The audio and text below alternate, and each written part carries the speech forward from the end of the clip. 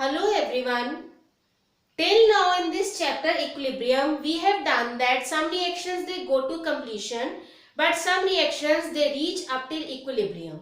After that the concentrations of reactant become equal to concentration of products and we can write the expression for equilibrium constant for such type of reactions. Also we have done the characteristics of equilibrium constant. Now we are going to do the applications of equilibrium constant कि equilibrium constant की equation लिखकर हम उससे कैसे use कर सकते हैं, what how can we apply it, इसका हमें क्या फायदा है. The first is it predict the extent of reaction. Reaction कितना हुआ है. Obviously हम equilibrium constant कब लिखते हैं, जब concentration of reactants become equal to concentration of products and at that stage जितने reactants product में जाएंगे उतने products reactant बन जाएंगे.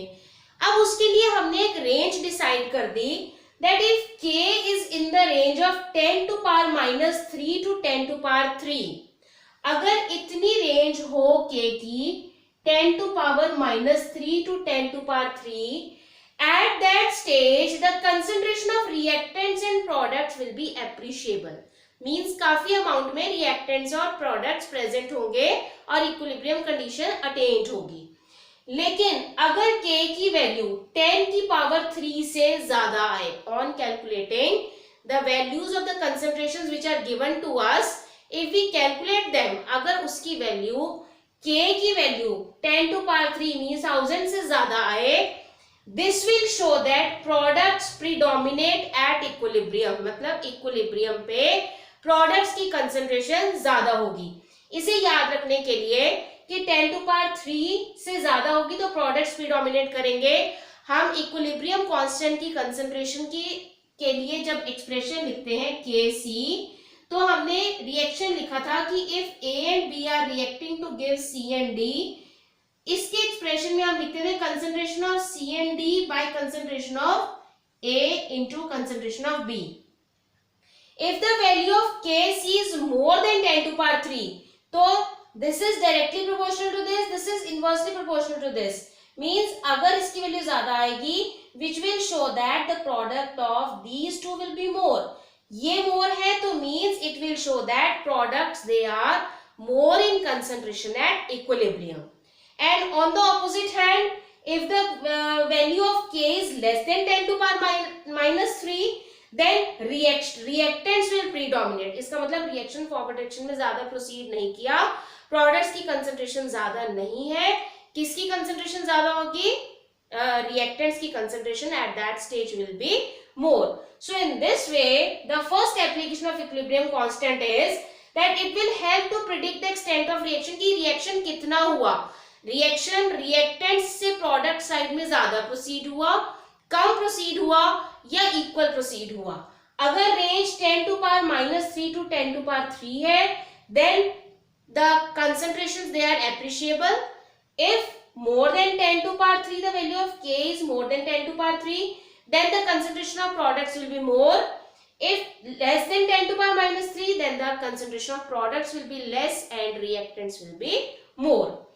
Coming to the second application, that is predict the direction of reaction.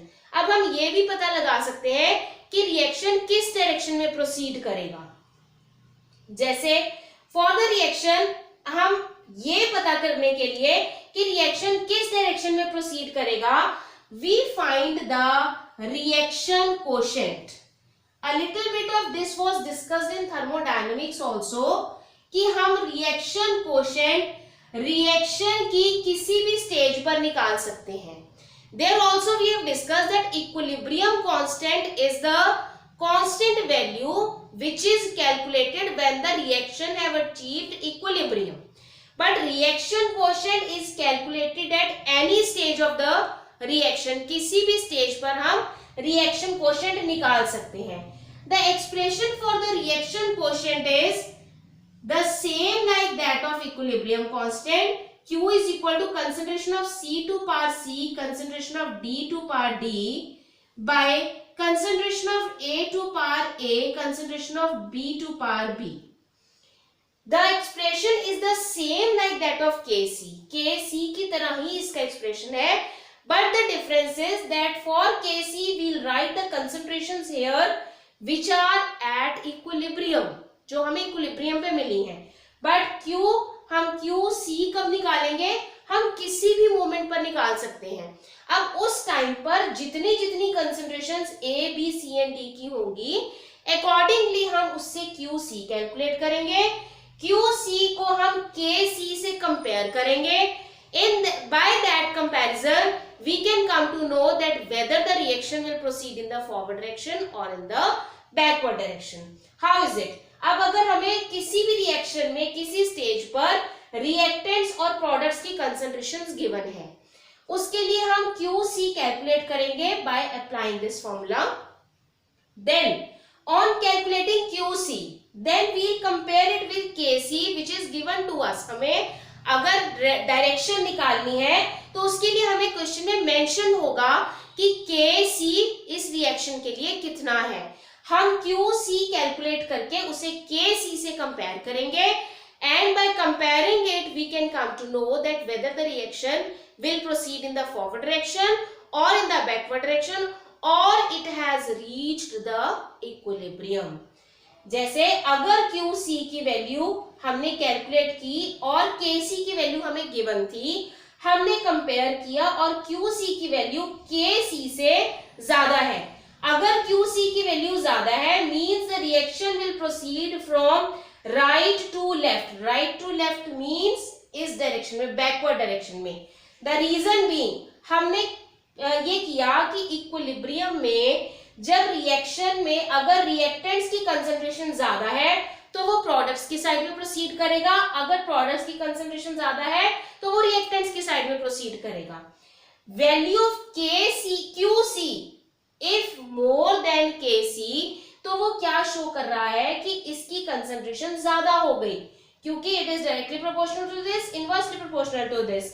QC की वैल्यू अगर equilibrium constant से ज्यादा है तो वो क्या शो करेगा कि प्रोडक्ट्स की कंसंट्रेशन ज्यादा हो गई as compare to reactants.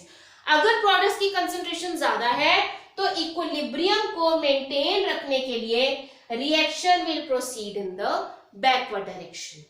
Similarly if QC is less than KC, अगर QC की वैल्यू KC से कम है, KC क्या है, इक्विलिब्रियम कांस्टेंट, QC क्या है, reaction coefficient. Reaction coefficient means कि उस मोमेंट पर कितने रिएक्टेंट्स कितने प्रोडक्ट्स में बदल चुके हैं। QC की वैल्यू कम कब आएगी, जब इसकी वैल्यू ज्यादा होगी। अगर डिनोमिनेटर ज्यादा होगा और न्यूमिनेटर कम होगा तो QC की वैल्यू कम आएगी। QC की value come means products they are less in number, reactants they are more in the concentration. If the concentration of reactants is more, obviously the reaction will proceed from left to right, that is in the forward direction. Now next, if QC is equal to KC, हमें KC given था, अगर KC की value QC के equal आई तो इसका मतलब reaction mixture is at equilibrium. अब वो इक्विलिब्रियम पर पहुंच चुका है क्योंकि KC की वैल्यू जितनी है उतनी ही QC की आई। इसी चीज को और ज्यादा समझने के लिए we'll discuss a numerical based on it. The question is a mixture of hydrogen, nitrogen and ammonia with concentrations 5 into 10 to power minus 3 molar, 4 into 10 to power minus 3 molar and 2 into 10 to power minus 3 molar respectively was prepared. Concentrations of hydrogen, nitrogen and ammonia, they are given to us. It is prepared and heated at 500 Kelvin. KC, equilibrium constant for the reaction is 60. We have to predict the direction of reaction, that whether the reaction will proceed in the forward direction or in the backward direction. Now the reaction based on it, nitrogen, hydrogen and ammonia, nitrogen और hydrogen मिलकर ammonia बना रहे हैं, obviously Haber's process is going on. So first of all we will write the balanced chemical equation for it. N2 plus 3H2 in equilibrium with 2NH3 will be the balanced chemical reaction for it. Now we will write the expression for reaction quotient. Reaction quotient के लिए concentration of products raise to power its stoichiometric number divide by concentration of reactants N2H2 की power 3. Now the concentrations of ammonia, nitrogen and hydrogen, they are given to us in the question. Ammonia, it is 2 into 10 to power minus 3. 2 into 10 to power minus 3 square. Upon concentration of nitrogen, it is 4 into 10 to power minus 3. 4 into 10 to power minus 3 molar. And of hydrogen, 5 into 10 to power minus 3 molar. 5 into 10 to power minus 3 molar और इसकी power क्या है 3. Now squaring it, cubing it, multiplying and dividing it, finally we'll get the answer 8 into 10 to power 3 means 8,000. Now 8,000, 8 into 10 to power 3 means 8,000.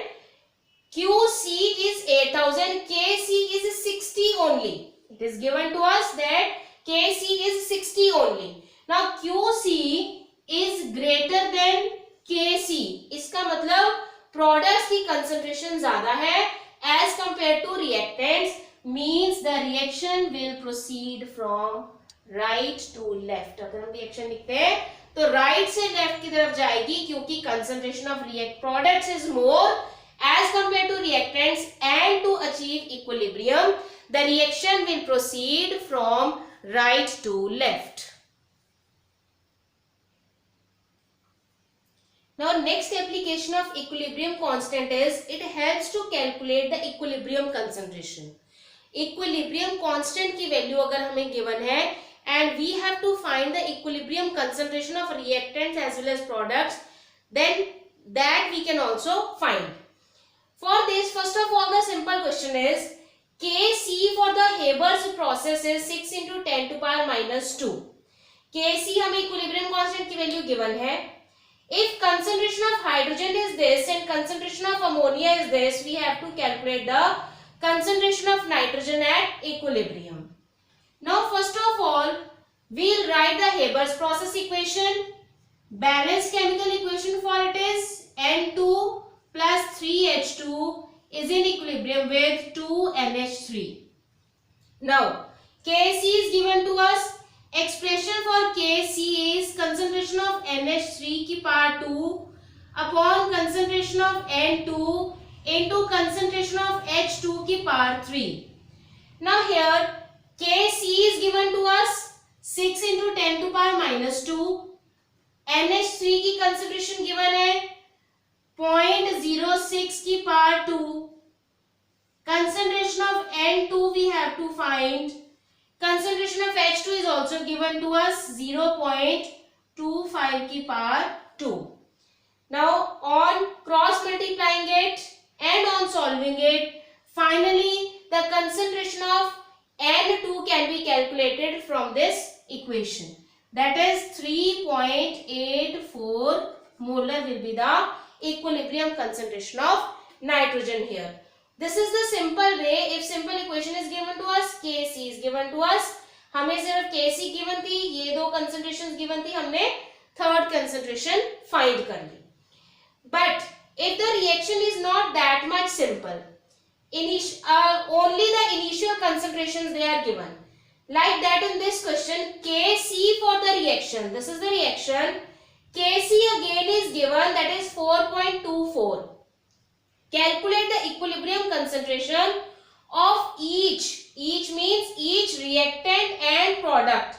If initially concentration of reactants they are given, that it is 0.1 molar each. अगर initially हमारे पास concentration of reactants starting में हमें पता है कि reactants कितने present हैं, लेकिन equilibrium पर इनकी concentration क्या होगी अगर equilibrium constant हमें given है.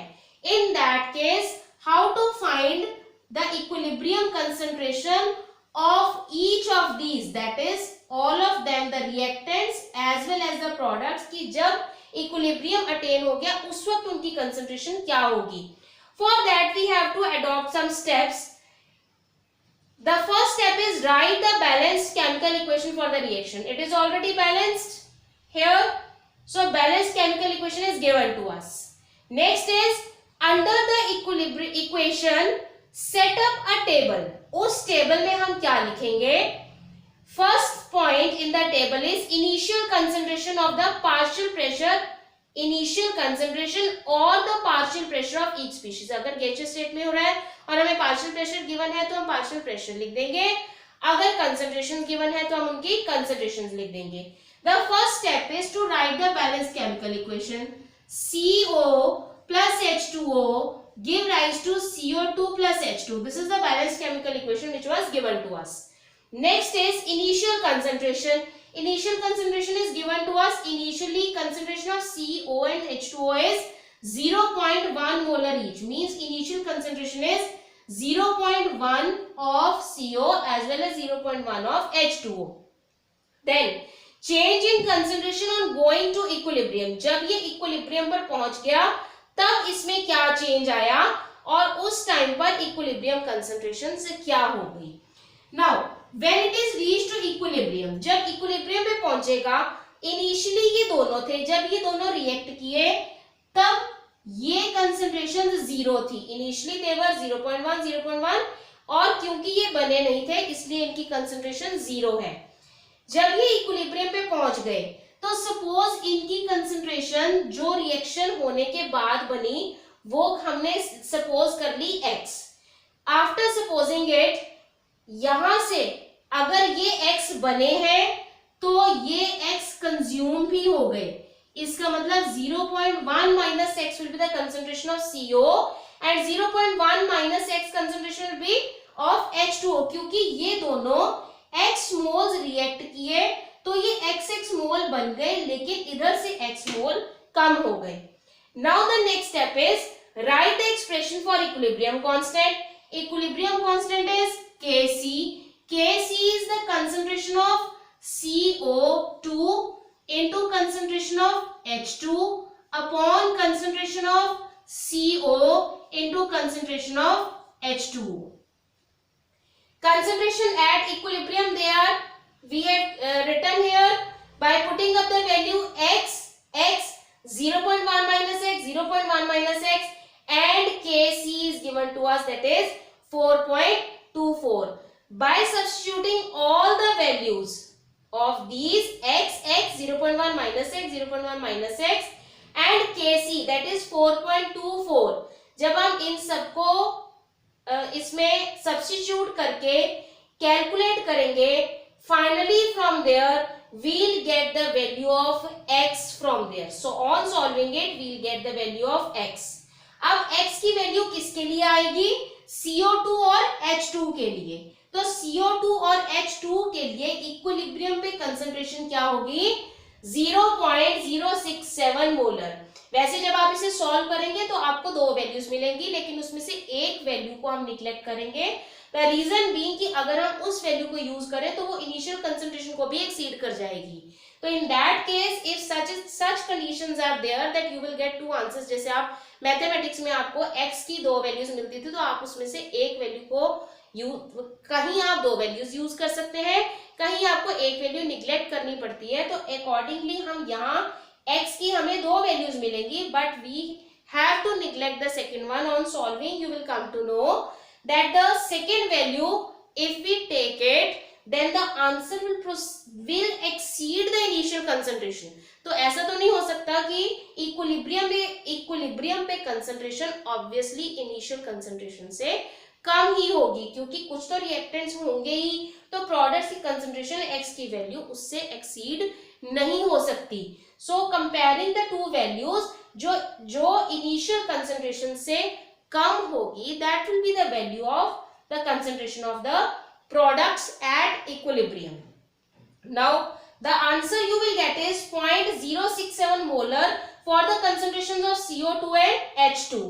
And to find the equilibrium concentrations of CO and H2O, इन दोनों की वैल्यू को इक्विलिब्रियम पे फाइंड करने के लिए कि इनकी कंसंट्रेशन क्या होगी, जितनी वैल्यू इसकी आई है उसको 0.1 में से इसे माइनस कर देंगे तो हमें CO एंड H2O की कंसंट्रेशन इक्विलिब्रियम पे पता चल जाएगी।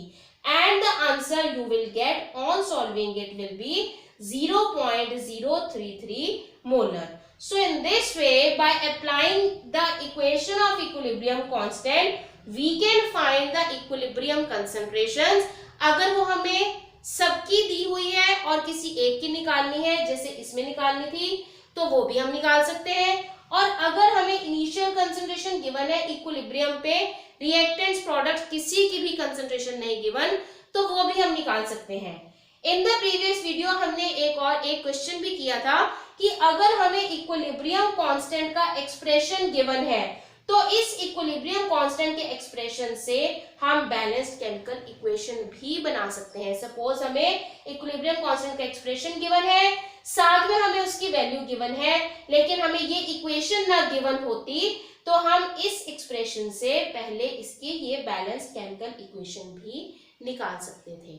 So all these three are the applications of equilibrium constant. This topic is very important from the examination point of view. So go through these questions as well as try the other numericals related to them also. Thank you.